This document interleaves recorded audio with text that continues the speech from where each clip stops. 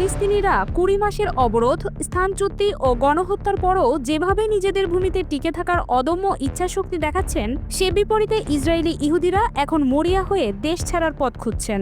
Israeli বেসামরিক নাগরিক, দ্বৈত নাগরিকত্বধারী এবং পর্যটকরা এখন দেশ ছাড়তে মরিয়া হয়ে পড়েছেন।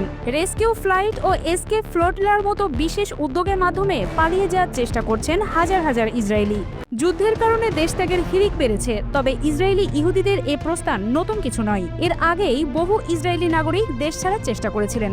২০২২ সালের ডিসেম্বরে ইসরায়েলি সংবাদ মাধ্যম মারিব এক প্রতিবেদনে জানায়, নতুন একটি আন্দোলনের সূচনা হয়েছে ইসরায়েলি ইহুদিদের যুক্তরাষ্ট্রের স্থানান্তর সহজ করার জন্য। লিভিং দ্য কান্ট্রি টুগেদার নামের এই সংগঠন প্রথম পর্যায়ে ১০,০০০ ইসরায়েলিকে যুক্তরাষ্ট্রে পাঠানোর পরিকল্পনা করে। এই সংগঠনের নেতৃত্বে আছেন নেতানিয়াহু বিরোধী কর্মী ইয়ানিভ গোবেলিক এবং ইসরায়েলি আমেরিকান ব্যবসায়ী কাহানা। কাহানা নিজেই বলেন, আমার নিউ জার্সির একটি বিশাল খামার রয়েছে। আমি ইসরায়েলিদের জন্য সেখানে বসবাসের প্রস্তাব দিয়েছি। একই সময়ে বহু ইসরায়েলি নাগরিক যুক্তরাষ্ট্র, কানাডা, ইউরোপে পাড়ি জমানোর জন্য আবেদন করে যাচ্ছেন। ৮ অক্টোবর ২০২৩ থেকে শুরু হওয়া ফিলিস্তিনি গণহত্যা ও যুদ্ধ পরিস্থিতির পরপরই ইসরায়েলি পরিসংখ্যানে দেখা যায় ৮২,০০০ ইসরায়েলি ইহুদি দেশ ছেড়েছেন। বেসরকারিভাবে এই সংখ্যা প্রায় ৫ লাখ বলে ধারণা করা হচ্ছে।